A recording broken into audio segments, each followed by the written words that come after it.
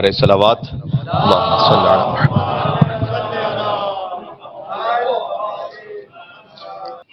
27ویں رجب المرجب کی رات اللہ سبحانہ وتعالیٰ نے ہمیں اس کی عبادت و اطاعت کی توفیق نصیب فرمائی ہے۔ اس کے شکرانے کے لیے ایک اور صلوات بھیجیں محمد وعلی محمد اللہم صلی علی محمد۔ امام محمد تقی جواد علیہ السلام نے ارشاد فرمایا ہے کہ رجب میں ایک ایسی رات ہے جو بہتر ہے ہر اس شے پر جس پر سورج چمکتا ہے، اور وہ 27 رجب کی رات ہے جس کی صبح کو پیغمبر اسلام مبعوث برسالت ہوئے میرے شیعوں میں سے عمل کرنے والوں کے لیے۔ خاص امام نے دیکھیں آپ کے لیے یہ بات کہی ہے، ہر ایک کے لیے نہیں ہے۔ 27 رجب پر خاص جو اعمال ہیں آپ کو کوئی اور جگہوں پہ نہیں ملیں گے، یہ آپ کو ملیں گے جو اہل بیت علیہ السلام کے ماننے والے ہیں۔ فرمایا کہ میرے شیعوں میں سے عمل کرنے والوں کے لیے جو چاہتے ہیں کہ اس شب میں عمل کریں، 60 سال کے عمل کا ثواب ہے، 60 ایئرز۔ اور حضرت کی خدمت میں عرض کیا گیا کہ آج کی رات کیا عمل کریں کہ ثواب حاصل ہو جائے، تو فرمایا جب نماز عشاء بجا لا چکو، جیسے کہ ہم نماز عشاء پڑھ چکے ہیں۔ تو ایک بات جو امام نے اس میں ارشاد فرمائی تو اس وقت یہاں امام بارگاہ میں پریکٹیکلی پاسبل نہیں ہے، فرمایا لباس خواب میں چلے جاؤ، یعنی مطلب سونے کے لیے چلے جاؤ۔ ویسے آپ سو بھی رہے ہوتے ہیں، مسئلہ نہیں ہے اس میں کوئی مسئلہ۔ اور پھر رات آدھی رات جب ہونے لگے اس سے پہلے بیدار ہو جاؤ، تو ہم اس سے تھوڑا سا پہلے اس عمل کو فی الحال انجام دے رہے ہیں رجا کی نیت سے۔ اور 12 رکعت نماز پڑھو جس میں سورہ الحمد کے بعد چھوٹے مفصل سوروں میں سے ایک سورہ پڑھو، جو کہ سورہ محمد سے لے کر آخر قرآن تک کوئی بھی سورہ، یعنی جو معمولاً آپ نماز میں سورہ پڑھتے ہیں ان میں سے کوئی بھی سورہ، سورہ انا انزلنا، سورہ قل اعوذ برب الناس، قل اعوذ برب الفلق، قل هو اللہ احد، تو یہ سورے پڑھے جائیں۔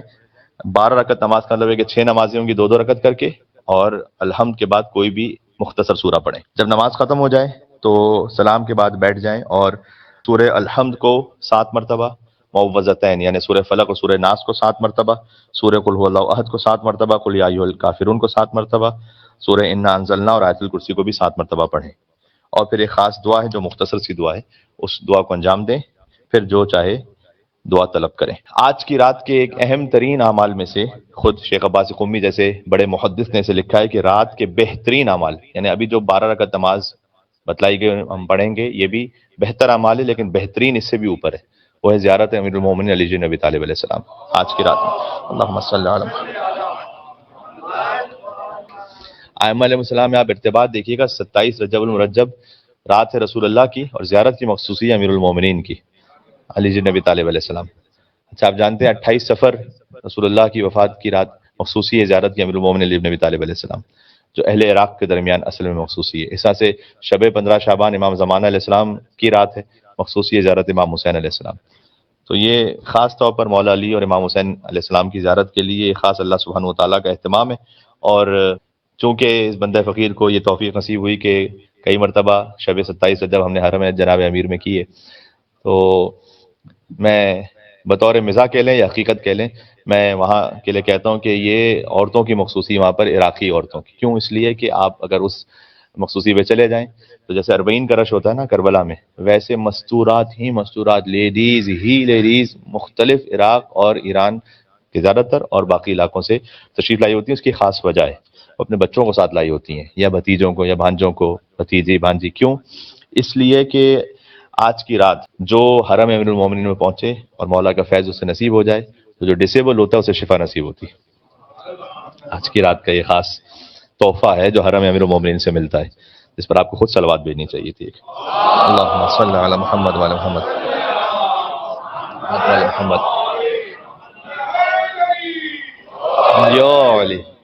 ابن بطوطہ کا نام آپ نے سن رکھا ہوگا، اہل سنت سفر نگار ہے، یہ شیعہ نہیں ہے یہ۔ تو ان کے جو سفر نامے، ان میں سے ایک سفر نامے میں یہ لکھتے ہیں کہ آج سے یہ جو بات اب یہ کر رہے ہیں یہ 600 سال پہلے کی ہے۔ تو شیخ عباس قمی لکھ رہے ہیں 600 سال پہلے، یعنی آج کے زمانے، ہمارے زمانے سے 650 پونے 700 سال پہلے کی بات ہے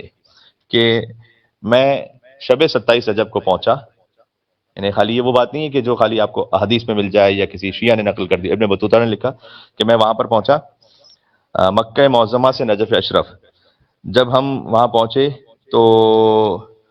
کہتے ہیں کہ اس شہر کے، پہلا تو جملہ ہی بڑا لطیف ہے،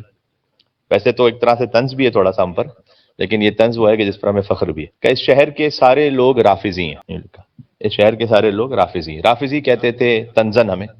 کہ چونکہ قبول نہیں کیا ہم نے رسول اللہ کے بعد شیخین کی خلافت کو، تو کہتے تھے کہ یہ رافضی ہیں۔ حتیٰ یہ کہ امام موسیٰ کاظم السلام پر بھی جب اہانت کی گئی ان کے جنازے پر، تو کہتے تھے ہذا امام الرفضہ، یہ رافضیوں کا امام ہے۔ تو رافضی ایک ٹونٹ کا ورڈ تھا شیعوں کے لیے۔ جبکہ اہل بیت علیہ السلام نے اس پر فخر کیا، لوگوں نے جب آگے کہا کہ ہمیں رافضی کہتے ہیں تو مولا ہم کیا کہیں، تو امام نے کہا کہ تم اس پر فخر کرو، اس لیے کہ تم نے رافضی کا مطلب لغوی مطلب ہے کہ جس نے ریجیکٹ کیا، تو تم نے باطل کو ریجیکٹ کیا ہے اور علی کو قبول کیا ہے۔ تو we are rejecters and we are proud کہ وی آر ریجیکٹرز، کہ ہم ریجیکٹ کرتے ہیں قاتلین حضرت زہرا کو، ہم ریجیکٹ کرتے ہیں منافقین کو، ہم ریجیکٹ کرتے ہیں علی ابن ابی طالب کا غزو کا حق قصد کرنے والوں کو، ہم ریجیکٹ کرتے ہیں غدیر کا اعلان بلانے والوں کو۔ تو انہوں نے کہا کہ رافضی، اس شہر کے لوگ رافضی ہیں، لیکن اس روضے سے کرامتیں ظاہر ہوتی ہیں، یعنی امیر المومنین کے حرم سے۔ ان میں سے ایک یہ کہ 27ویں رجب کی رات، جس کو لوگ لیلۃ المحیا کہتے ہیں، یعنی جاگ کر گزارنے والی رات، اس میں عراق، خراسان، فارس، روم سے مشلول دعائے مشلول کسے، جو شل ہو گیا تھا جس کا ہاتھ، اس کو مولا نے دعا دی۔ مشلول یعنی جس کا ہاتھ شل ہے یا جس کا جسم کا کوئی سا شل ہے۔ مفلوج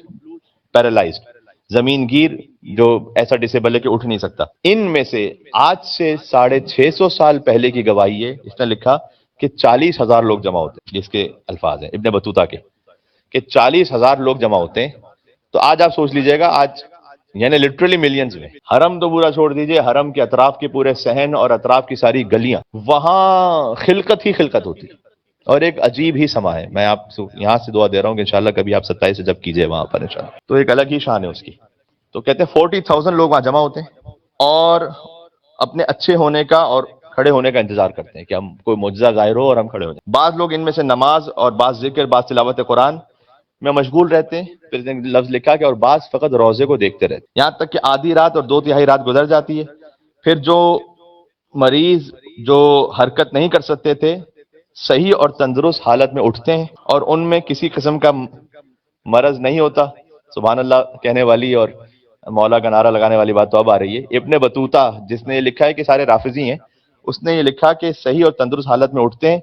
اور ان میں کسی قسم کا مرض نہیں ہوتا، اور وہ اٹھتے ہوئے کہتے ہیں کہ لا الہ الا اللہ محمد رسول اللہ علی ولی اللہ۔ یا علی۔ تو یہ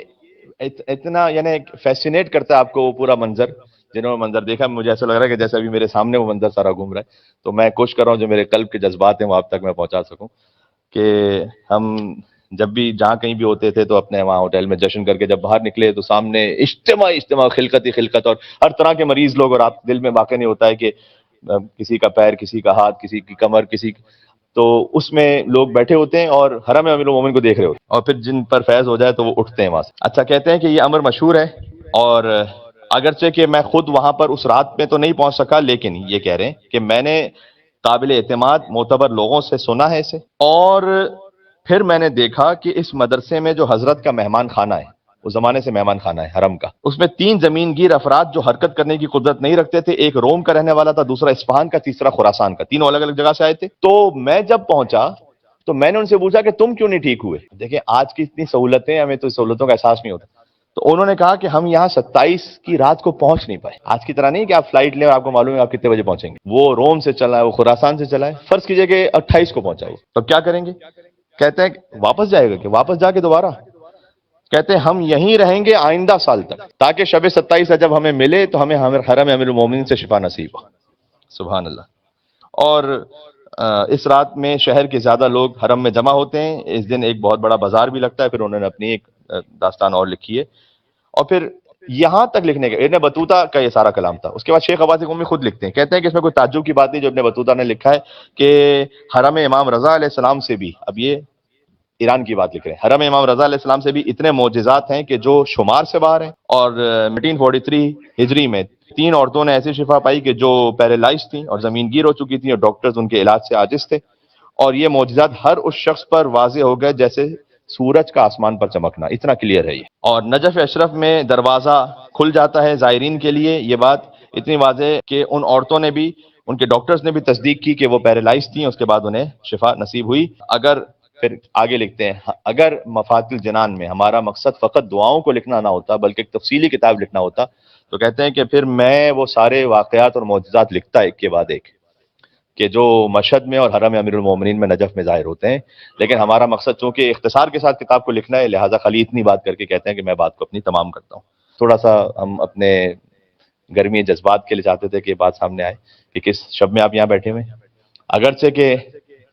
بظاہر ڈائریکٹلی تو حرم امیر المومنین میں نہیں، لیکن آپ تصور کریں کہ آپ حرم کے باہر صحن میں موجود ہیں اور حرم سے متصل ہیں، اور کیوں نہ ہو کہ ہر مومن کا دل اس میں قبر حسین بھی ہے، قبر علی بھی ہے، تو گویا آپ حرم مطہر کے ساتھ صحن میں تشریف فرمائیں اور ہم ان اعمال کو شروع کرتے ہیں۔ ہو سکا تو چونکہ انہوں نے ذکر کیا کہ نابیناؤں کو آنکھیں مل جاتی ہیں شیخ عباس قمی نے، تو میں اختتام پر آپ کو شاید ایک واقعہ سناؤں تاکہ کچھ آنکھوں سے آنسو نکلیں، اور میں مشہد کا واقعہ سناؤں گا اعمال کے اختتام، اور کیا ہی وہ موقع اور منظر ہو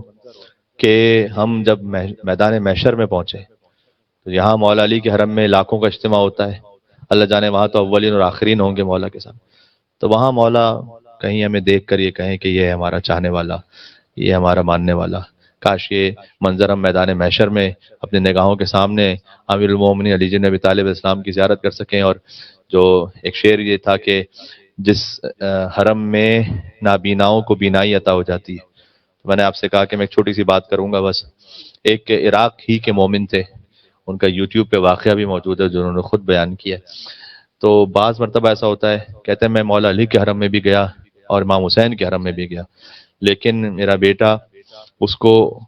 شفا نہیں ملتی تھی، نابینا تھا وہ، اس کی آنکھیں نہیں آتی تھی واپس، آہستہ آہستہ پہلے تھی اس کی بینائی، آہستہ آہستہ چلی گئی تھی بعض وجوہات کی وجہ سے۔ کہتے ہیں مجھے کسی نے کہا کہ تم نہیں گئے بھی حرم امام رضا، وہاں جاؤ، تو اللہ نے شاید تمہارے نصیب میں شفا وہاں رکھی ہو، تو کہتے ہیں میں وہاں پہنچا تو 10 دن کا قیام تھا، تو روزانہ جاتے تھے، زیارت کرتے تھے، لیکن دل میں دعا تھی بچے کو شفا ملے، 1 دن 2 دن 3 دن، کہتے ہیں یہاں بھی 10 دن گزر گئے اور کوئی شفا نہیں ملی، تو میرا دل بڑا ٹوٹ گیا۔ کہتے ہیں میں نے امام سے کہا کہ بس میں کبھی شکوہ کر لیتا انسان، آخری زیارت کے لیے گیا تو میں نے امام سے کہا کہ بس میں دیکھنے آیا تھا، دنیا کے طبیبوں نے تو مجھے جواب دے دیا ہے کہ آپ نے بھی جواب دے دیا ہے، یہ آخری زیارت ہے میری اور اب میں واپس عراق جا رہا ہوں، تو اگر میرے بیٹے کو شفا نہیں ملی تو بس میں اسے لے جاؤں گا باہر، بس مولا پھر میں یہاں کے حرم سے پانی بھی نہیں پیوں گا، بس چلا جاؤں گا ایسے۔ ابھی یہ کہہ رہا تھا، کہتے ہیں میں اس کو لے کے باہر نکلا اور ابھی حرم کے ایک دروازے تک پہنچا،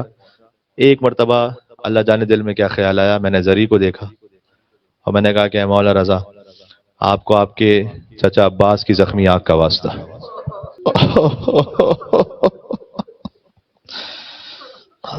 چشم ابوالفضل عباس علیہ السلام کا واسطہ،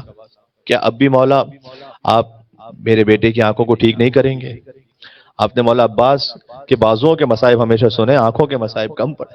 عباس کی آنکھوں کے مصائب اتنے سخت ہیں کہ کل مطر مقتل میں ہے کہ تیر بارش کی طرح برس رہے تھے ابوالفضل عباس۔